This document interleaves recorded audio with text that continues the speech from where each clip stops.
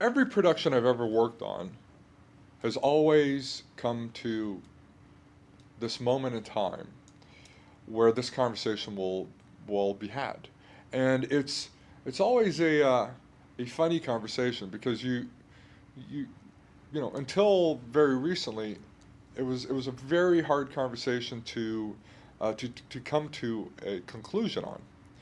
But ultimately, what happens is this: I'll come into work, and the art director, director, producer, or the PA, or somebody will come up to me and say, um, "We have a problem," and I'll be okay. Yeah, we had a look at the model, and ultimately they're going to be looking at something like this. We had a look at the model, and it looks good. I mean, it really looks good. It looks, it we matched your drawing. Yeah, no, yeah, no, no, no. I mean, you guys did a fantastic job. It really looks amazing. But we just don't feel it captures the essence of the design. Okay. I don't know. Maybe it's the knees. Maybe it could be the knees. It could, yeah. Well, or maybe the torso. I, you know. Okay. What I've learned is that they're reacting to a static T-pose model. They're reacting to a lifeless, neutral model. They're not reacting to the art itself. They're not reacting to the quality of it. They're not reacting to how real the end result looks or how great the renders are. That's not what they're reacting to. They're reacting to the lack of life. Bring in transpose. Okay, so let's have a look at transpose. Let's go ahead and load that alien up. And what I want you to take note of up here is that you've got your move, scale, and rotate. And as long as you're up here in one of these modes, you're essentially in transpose. So let's go ahead and click on rotate. And I'm going to hold control and basically drag a mask up to the shoulder there. And then now, let me just redraw this line here. Now I can essentially select where the pivot is going to be and draw this transpose line out. What I've essentially done here is I've rigged this character on the fly.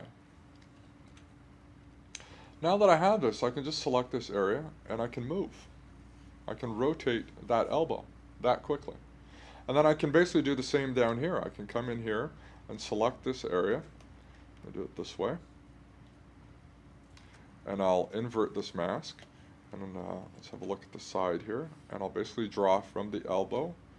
And I'm just going to position this so that it's actually running down the elbow. Make sure, look at it from all sides. Whoops.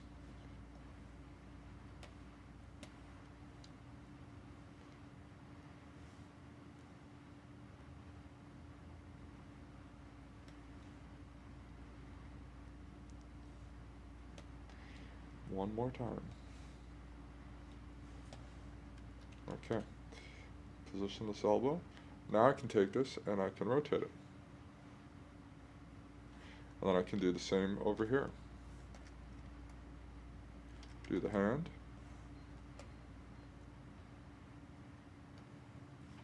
Rotate the hand.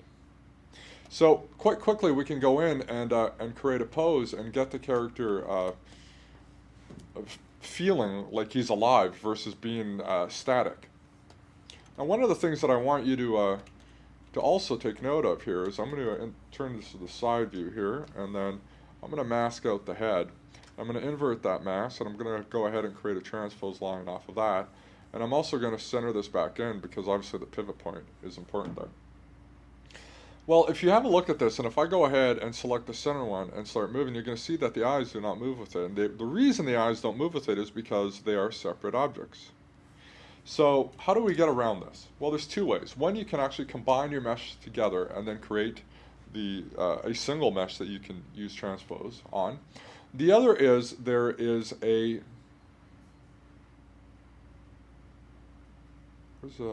oh, there it is. The other is you can use a Z plugin called Transpose Master.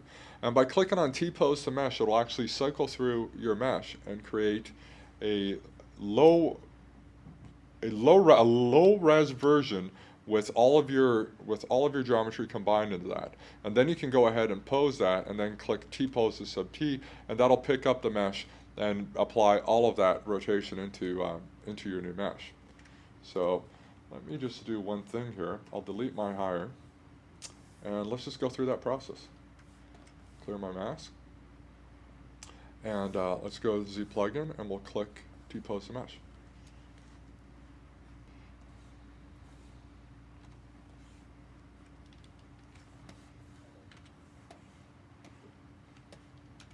All right, so there we have the T-pose mesh. So now I can actually go in and once again select that area that was giving me a problem before, and click rotate and rotate the head,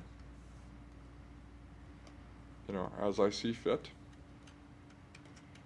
Can maybe do something with the body here.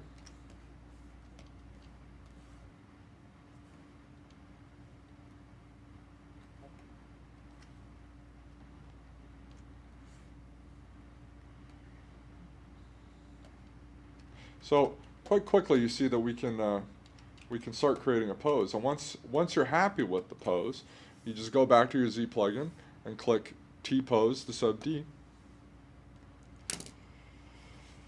and it will cycle through them, and voila, you now have your character, your high resolution character with all of that, with all the new information. By using that, I was able to create lots of neat little poses like these ones.